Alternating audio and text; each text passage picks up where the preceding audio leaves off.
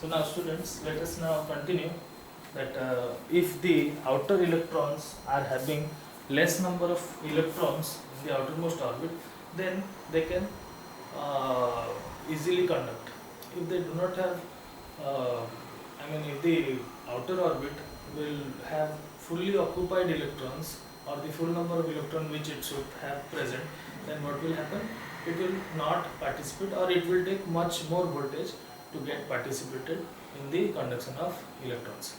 Now, if the suppose when there is a less than electrons, that is the outer orbit has less than 8 electrons. Suppose I am considering that the L cell. What is the maximum number of electrons which a L cell will hold? It will hold 8 electrons maximum. So if it is having less than 8 electrons, what will happen? It will have the tendency to get outside. It can be attracted, or it can be drawn from the orbit to the outer side. So by applying electric potential, we can draw this electron from this orbits to the outer sides. Now let us consider another example, right? So the example is for silver.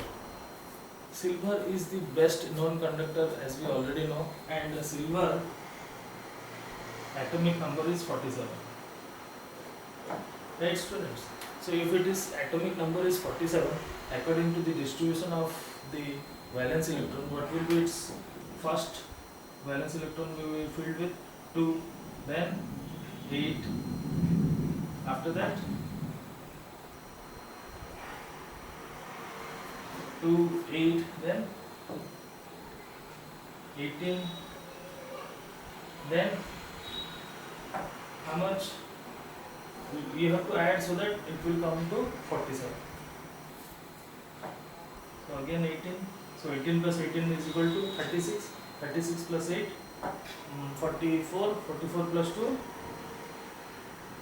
46. 46, then the last electron, that is 1. So in the outer orbit we are having only one electron. So this is now freely drawn outside, or if we will apply some electric potential, it will be easily collected. Now another thing, students, as the number of the orbits increased, here it is clearly seen it is having fifth orbit. If the orbit is bigger, then the force required to draw this outermost electron will be easier. So there are two factors which decides the amount of voltage which will be needed to pull this electron out. So what is the two things?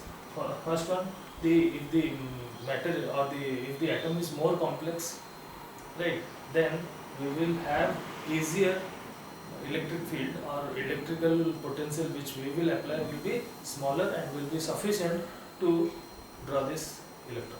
The second thing is that its outer orbit should not be fully occupied. If this electron would not have been 1 or any other value, suppose this outer orbit, this fifth one is having, suppose I am saying it is having 32 number of electrons and it is occupied with 32 only. So it will be more difficult to draw this electron from its outer orbit by applying the same potential to this element.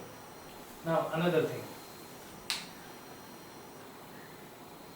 we will just drop this section, then we continue.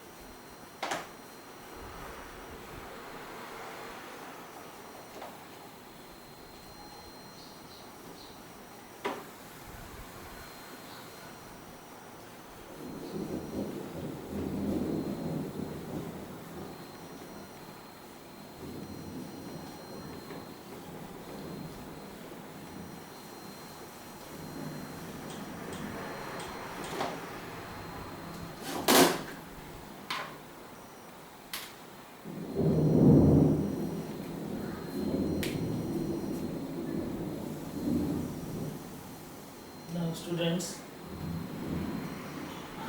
the good conductors of electricity usually have valence electron to be 1, 2 or 3. So as per we have discussed earlier, few minutes earlier, that if the valence orbit or the valence electrons will have 1, 2 or 3 electrons, then they will be called as a good conductor. You can take for example copper, your aluminum also. So if you, from the periodic table you can find out its atomic number, and accordingly you can arrange its number of valence electrons in each orbit. So you will find that in a good conductors, the outermost orbit are occupying valence electrons of 1, 2 or 3. Now another thing, that since electrons can't be freed if a large amount of voltage is applied, if it is fully occupied. Suppose the outer orbit is having 8 number of electrons and it is occupied with 8 number of electrons only, and you are applying some voltage, so it can't be released from its position. It will be very much higher potential will be required to release the electrons from their position. Further, the example of semiconductors can be silicon and germanium. Right? The germanium has the atomic number of 32 and silicon is having atomic number of 42. Right? So this germanium and silicon are good semiconductors. They are not insulators, not your conductor also. So if you write their number of electrons occupied in their orbits, what it will be 2, 8, 18 and 4. You can add it, you will find 32. Similarly here also 2, 8, 4. So the point which I am making is the outer or the last orbit is having 4 number of valence electrons. So it is important. You will find in conductors they will have 1, 2 or 3 valence electrons. In semiconductor you will find 4, and in insulator it will be occupied fully.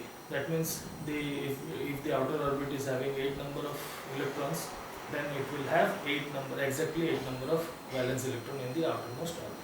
Now further students, the electrons which participate and the voltage which we are applying to liberate the electrons will depend upon the outermost orbit which it is containing. So with this we have now concluded our today's class. Thank you for watching.